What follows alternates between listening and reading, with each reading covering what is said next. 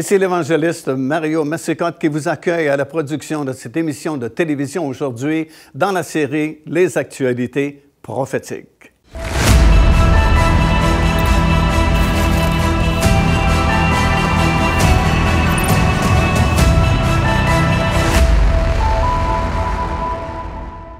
Alors, nous sommes toujours en train de parler de cette fameuse attaque de Gog et Magog sur les montagnes d'Israël, tel que c'est décrit dans le livre du prophète Ézéchiel, chapitre 38, et une bonne partie du chapitre 39. Alors, nous continuons notre lecture.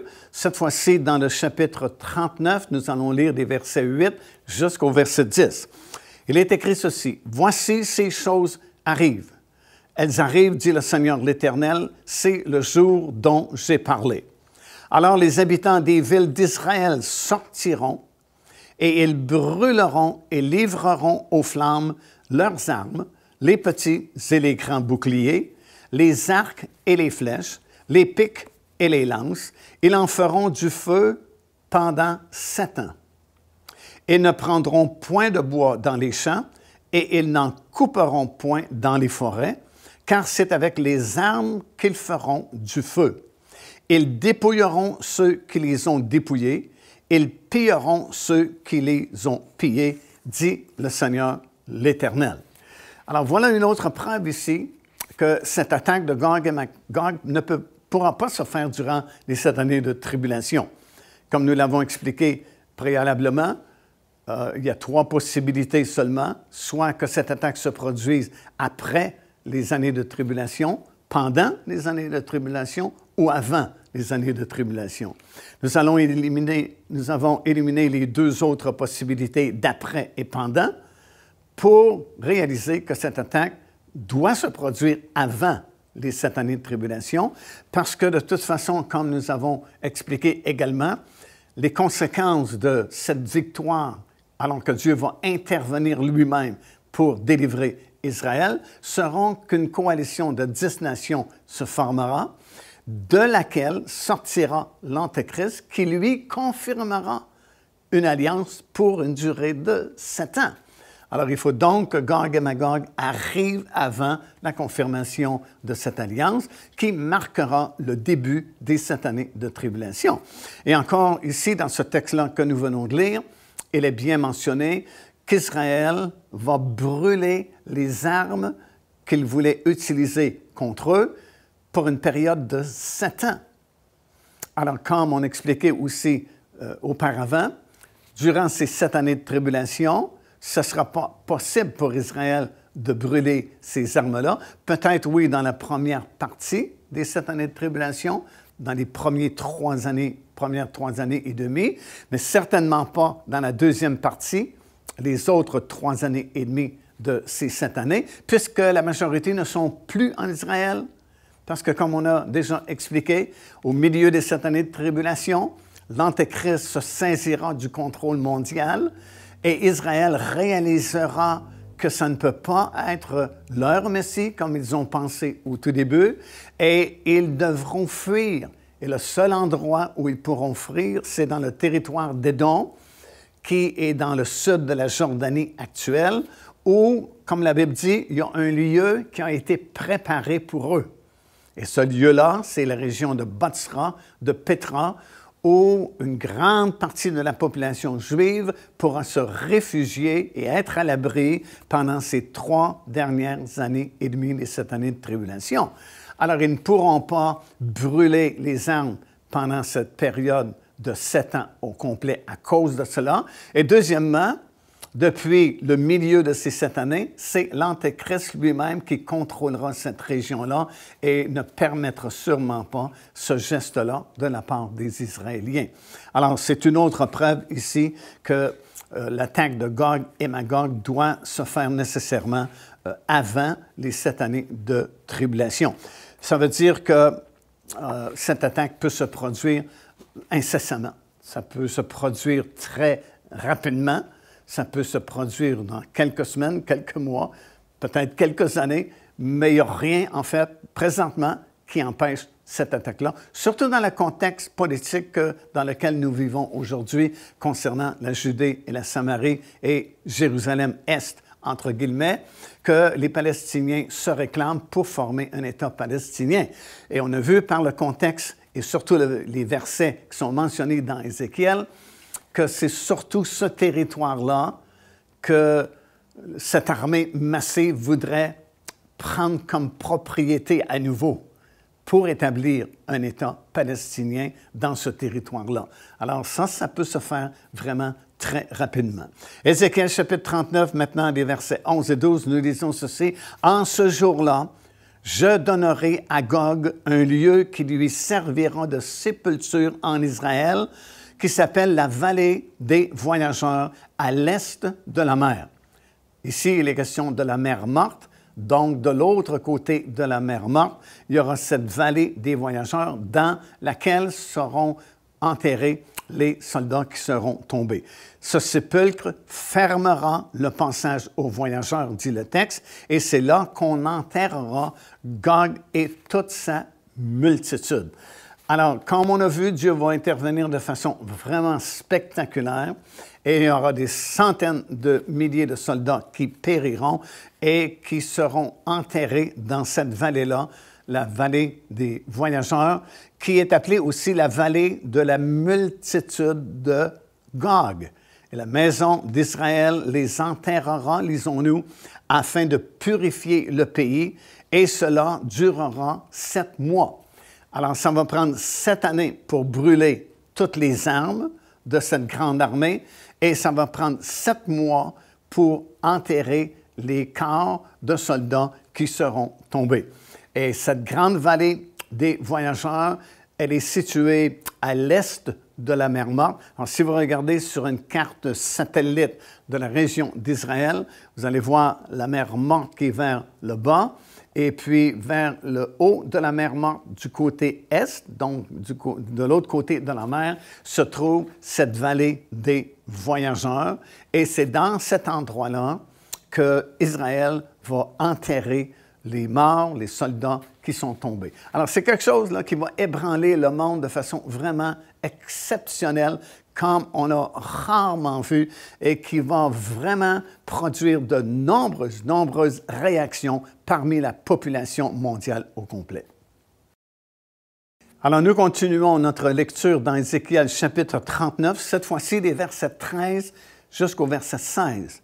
Nous disons ceci: « Tout le peuple du pays les enterrera, et il y en aura du renom le jour où je serai glorifié, dit le Seigneur l'Éternel. Ils choisiront des hommes qui seront sans cesse à parcourir le pays et qui enterreront avec l'aide des voyageurs les corps restés à la surface de la terre. Ils purifieront le pays et ils seront à la recherche pendant 7 mois entiers. Ils parcourront le pays, et quand l'un d'eux verra les ossements d'un homme, il mettra près de là un signe jusqu'à ce que les fossoyeurs l'enterrent. Dans la vallée de la multitude de Gog, il y aura aussi, remarquez bien, non seulement ils seront enterrés dans cette vallée de la multitude ou la vallée des voyageurs, mais la Bible dit il y aura aussi une ville appelée Hamona. Hamona signifie multitude. Alors cet endroit est vraiment réservé pour la multitude de peuples, multitude de nations qui s'étaient formées en coalition pour faire une attaque, pour saisir ce territoire-là de la Judée, la Samarie et Jérusalem-Est, entre guillemets. Et ils seront détruits, comme j'ai mentionné, par des interventions spectaculaires de Dieu lui-même. Ils seront enterrés dans cette vallée des voyageurs. Et il y aura même une ville qui sera une ville cimetière qui portera le nom de Hamona, comme c'est écrit dans le texte biblique. Et encore une fois, le mot Hamona signifie multitude. C'est ainsi, la Bible dit, qu'on purifiera le pays. Alors peut-être qu'il y aura quelque chose de nucléaire qui participera à cette défaite-là aussi, puisqu'on se donne la peine de dire qu'on va envoyer des exploreurs et si on retrouve des ossements, on va mettre un signe et les fossoyeurs viendront pour recueillir ces ossements-là et les enterrer dans la vallée des voyageurs pour éviter peut-être la contamination ou peu importe. Alors, ce que nous retenons, c'est que ça va prendre 7 années pour brûler toutes les armes de cette immense armée qui attaquera Israël. Ça prendra 7 mois pour enterrer tous les cadavres de ces soldats qui tomberont par les interventions surnaturelles de Dieu.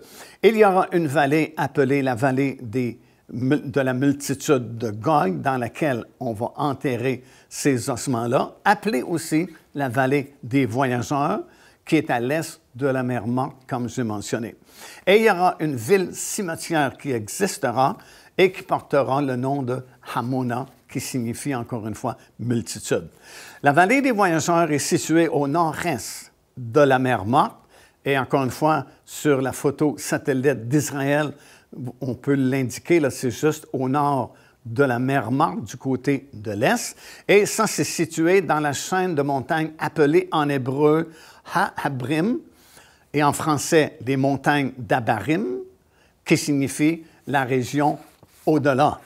Le mont Nebo, par exemple, sur lequel Moïse s'est tenu pour qu'il puisse voir le pays de Canaan, est situé dans cette même région-là. Le mont Nebo est appelé aussi le mont Pisgah dans Deutéronome, chapitre 3 et le verset 27, et il fait partie de cette chaîne de montagnes qu'on appelle les montagnes d'Abarim.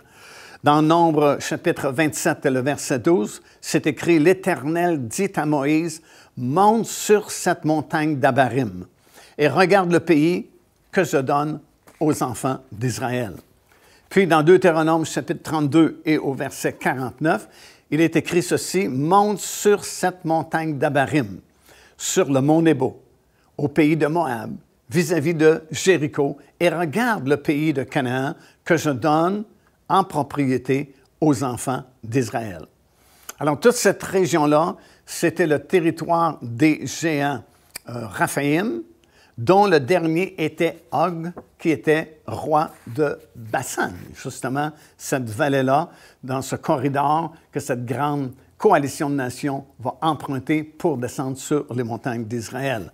C'est le même territoire, la même région.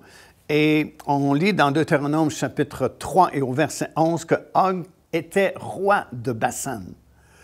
Et il était resté seul, la Bible dit, dans ce passage-là des Écritures, de la race des Raphaïm. Et surtout, selon certains commentateurs bibliques, à l'époque des géants, on faisait des offrandes aux morts et dans cette vallée des voyageurs, et certaines manifestations occultes étaient régulières et communes dans cette région-là. Alors, c'est quand même un territoire très occupé par ces esprits démoniaques, par cette race de géants, à l'époque de la race de géants. Et c'est curieux que c'est là où Dieu a décidé d'enterrer les soldats de cette grande armée qui va venir contre les montagnes d'Israël, justement dans cette vallée des voyageurs et dans cette région-là. Et c'est là où sera érigée cette ville cimetière que la Bible appelle Hamona, qui restera pendant cette période-là. Et toujours dans ce 39e chapitre du livre du prophète Ézéchiel, des versets 17 jusqu'au verset 29, ce qui est écrit s'applique davantage à la bataille d'Armageddon que celle de Gog et Magog. Nous lisons par exemple ici, au tout début de ce passage-là, dans les versets 25 jusqu'à 29, ces paroles. « C'est pourquoi ainsi parle le Seigneur l'Éternel. Maintenant signifie à la fin des 7 années de tribulation. » Parce que dans tous ces versets-là, vers la fin du 39e chapitre du livre d'Ézéchiel, encore une fois, on parle maintenant de la bataille d'Armageddon, on parle du dernier conflit, l'ultime conflit, celui d'Armageddon, dont nous parlerons un peu plus tard dans le cadre de cette trilogie que nous enregistrons présentement. Alors, ce qui est dit ici, ça nous ramène à cette époque-là, à la fin des 7 années de tribulation. Et ça dit, c'est pourquoi ainsi parle le Seigneur l'Éternel, je ramènerai les captifs de Jacob, j'aurai pitié de toute la maison d'Israël et je serai jaloux de mon saint nom. Alors ils oublieront leur opprobre et toutes les infidélités qu'ils ont commises envers moi lorsqu'ils habitaient en sécurité dans leur pays et qu'il n'y avait personne pour les troubler. Quand je les ramènerai d'entre les peuples, quand je les rassemblerai du pays de leurs ennemis, je serai sanctifié par eux aux yeux de beaucoup de nations. Et ils sauront que je suis l'Éternel, leur Dieu, qui les avait amenés captifs parmi les nations et qui les rassemble maintenant dans leur pays. Et on ajoute ceci, Dieu dit, « Je ne laisserai chez elles aucun d'eux. » Alors, c'est pourquoi nous savons que cette parole s'appliquera à la fin des 7 années de tribulation, parce que tant que la fin de ces 7 années de tribulation ne sera pas à son terme, il y aura encore des Juifs dans certains pays du monde. Mais à la toute fin, Dieu dit, je ramènerai chacun d'entre eux. Autrement dit, à la fin des 7 années de tribulation, alors que la bataille d'Armageddon se produira et que tout de suite après, Dieu va établir son royaume sur toute la surface de la terre, il ne restera pas un seul Israélien ou un seul Juif parmi les nations du monde. Parce que Dieu ici en fait la déclaration, il en fait la promesse, il dit « Je ne laisserai chez elles aucun d'eux. » Alors nous savons que ces versets-là s'appliquent à la bataille d'Armageddon et à la fin des 7 années de tribulation. Dieu continue en disant « Et je ne leur cacherai plus ma face, car je répandrai mon esprit sur la maison d'Israël, dit le Seigneur l'Éternel. » Alors ça, c'est à la toute fin, la fin des 7 années de tribulation, et ce sera à ce moment-là la fin et le début de l'établissement du royaume de Dieu. Alors, en conclusion, voici en résumé ce qui se produira après la défaite spectaculaire de Gog et Magog sur les montagnes d'Israël. Premièrement, bien sûr, il y aura un bouleversement mondial. Parce que si vous avez bien écouté ce que j'ai dit, la façon et les façons dont Dieu va intervenir lorsque cette armée descendra sur la Judée et la Samarie, c'est certain qu'il y aura un bouleversement mondial. Le monde entier sera bouleversé par ces interventions. Deuxièmement, il y aura une prise de conscience mondiale de l'existence de Dieu qui va provoquer cette dernière grande moisson qui a été prophétisée par plusieurs versets dans la parole de Dieu. Dernière grande moisson d'âmes avant le son de la trompette qui marquera l'enlèvement de l'Église du Seigneur Jésus-Christ. Une autre conséquence de cette grande défaite de Gog et Magog sur les montagnes d'Israël sera la formation d'une coalition de 10 nations. Et comme nous l'avons déjà expliqué, grâce à la révélation donnée à Daniel, à la suite du songe du roi de Babylone, Nabuchodonosor, à l'époque, qui avait vu cette grande statue, et par les visions que Dieu lui-même a données à Daniel, nous savons qu'il y aura 5 nations à l'ouest de la mer Méditerranée et 5 nations à l'est de la mer Méditerranée qui se formeront en coalition. Et ça va prendre quelque chose pour provoquer cette coalition-là. Et quoi de mieux que l'attaque de Gog et Magog et l'intervention spectaculaire de Dieu pour provoquer ces 10 nations à s'unir afin qu'il n'y ait plus d'événements semblables qui se produisent sur cette planète. Dès que cette formation aura lieu de ces 10 nations, l'Antéchrist pourra émerger. Alors, l'Antéchrist ne peut pas se pointer demain matin parce que ces 10 nations n'ont pas encore été formées en coalition.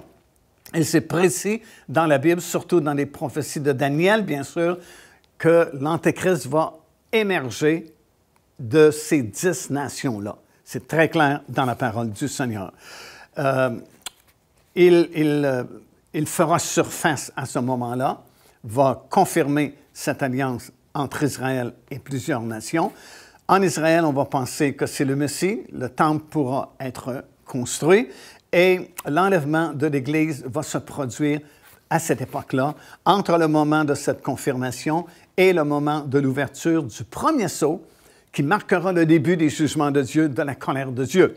Alors, c'est clair dans la Bible que nous ne sommes pas destinés à la colère de Dieu, et c'est clair aussi par les écrits de Paul que l'Église verra la confirmation de cette alliance de 7 ans.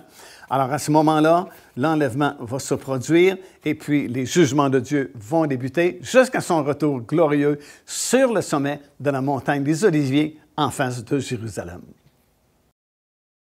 Alors encore une fois, c'est très clair dans les Écritures, l'enlèvement des croyants doit se produire entre le moment où cette confirmation existera, la confirmation d'une alliance pour une durée de 7 ans, et l'ouverture du premier sceau du livre en 7 sceaux qui marque le début des jugements de Dieu. Alors il y a une différence entre le début des 7 années de tribulation et le début du commencement des jugements de Dieu. Il y a un espace là, ici entre les deux, comme un intervalle. Et c'est dans cet intervalle-là que la trompette va sonner et que l'Église du Seigneur Jésus-Christ sera retirée de cette planète. Septièmement, après l'enlèvement des croyants, le premier sceau est brisé. Ça, c'est dans Apocalypse chapitre 6.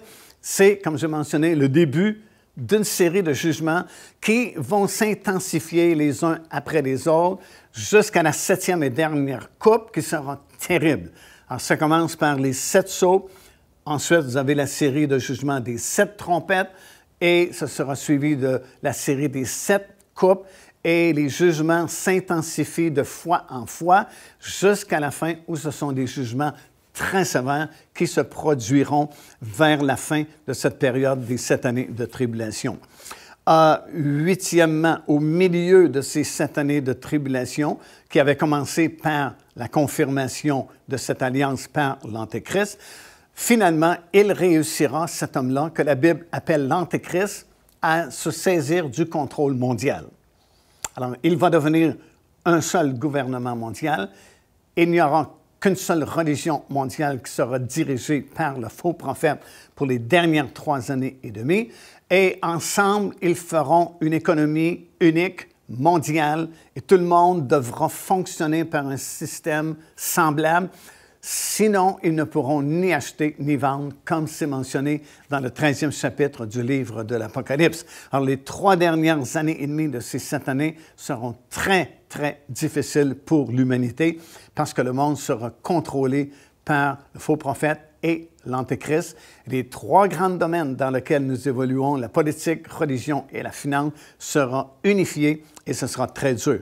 9e, ce sera suivi, bien sûr, du retour du Seigneur Jésus-Christ sur la terre avec tous ses rachetés et tous ses élus, mettra un terme à la bataille d'Armageddon.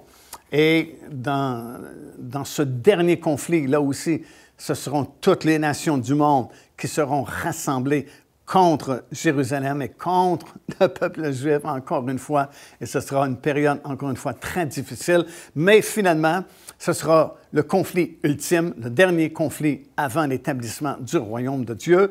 Et c'est à ce moment-là que le Seigneur Jésus-Christ lui-même, et on l'étudiera plus en détail lorsque nous serons rendus à la 3e partie de cette trilogie qui s'intitule « L'ultime conflit et la fin heureuse pour l'humanité ». Parce que le Seigneur Jésus-Christ, à ce moment-là, va revenir sur cette terre avec tous ses rachetés de toutes les époques et de toutes les générations, mettra un terme à la bataille d'Armageddon et, 11e, va établir son royaume sur toute la surface de la terre. Et ce sera le début du règne de 1000 ans ou du millénium comme un retour au Jardin d'Éden, comme ça l'était au tout début lorsque Dieu a créé le premier homme et la première femme. Ce sera un temps de bénédiction absolument extraordinaire. À la fin de ce règne de 1000 ans, Satan sera relâché pour un peu de temps et on vous expliquera pourquoi Dieu va permettre ça dans la dernière et 3e partie de cette trilogie. Mais ce sera de très courte durée puisqu'un feu va descendre du ciel, va éliminer immédiatement tous ceux qui se seront rebellés avec Satan et toute son armée là, qui viendra contre la montagne de Sion et le camp des saints qui sera établi à cette région-là.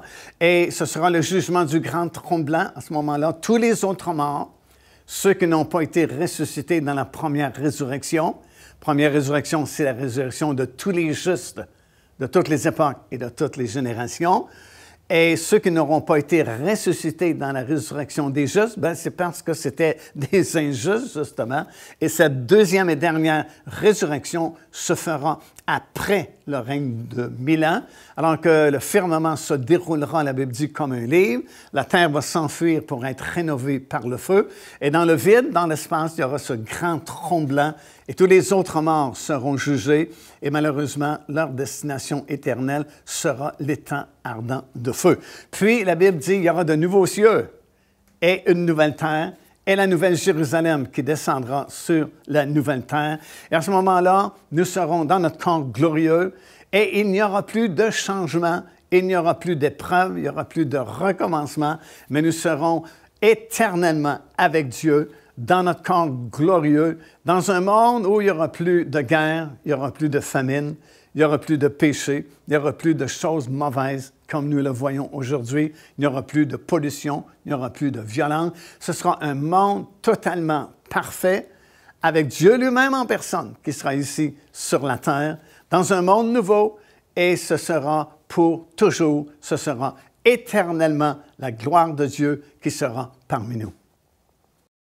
Alors, en terminant cette émission aujourd'hui, c'est de plus en plus évident que nous vivons des temps prophétiques exceptionnels qu'aucune autre génération avant nous a connu ou vécu. Alors, ça veut dire, préparons-nous, gardons nos cœurs vraiment purs devant le Seigneur, fixons nos yeux sur lui comme nous en sommes exhortés dans l'Épître aux Hébreux. Ça nous dit, gardez vos yeux fixés sur le Seigneur Jésus-Christ, parce que très bientôt maintenant, ces signes sont vraiment évidents, sont très clairs, faciles à comprendre. Jésus revient vraiment prochainement. Et ce qui est le plus important, au-delà de tout ce que nous avons parlé, tout ce que nous avons lu dans la parole du Seigneur, au-delà de tous ces signes dont nous avons parlé, surtout cette attaque imminente de Gog et Magog, le plus important, est-ce que nous sommes prêts pour son glorieux retour? C'est la plus grande question à laquelle personne d'autre peut répondre que vous. Ici l'évangéliste Mario Massicotte qui vous invite à vous inscrire à notre lettre de nouvelles électronique. Et pour ce faire, il suffit de visiter notre site web au www.paindevie.org et tout en haut à la droite de votre écran, vous allez voir cet onglet sur lequel vous cliquez et vous vous inscrivez tout simplement. Ça vous permettra de recevoir des nouvelles du ministère de Pain de Vie et en même temps recevoir le bon enseignement de la parole de Dieu. Faites-le donc aujourd'hui même.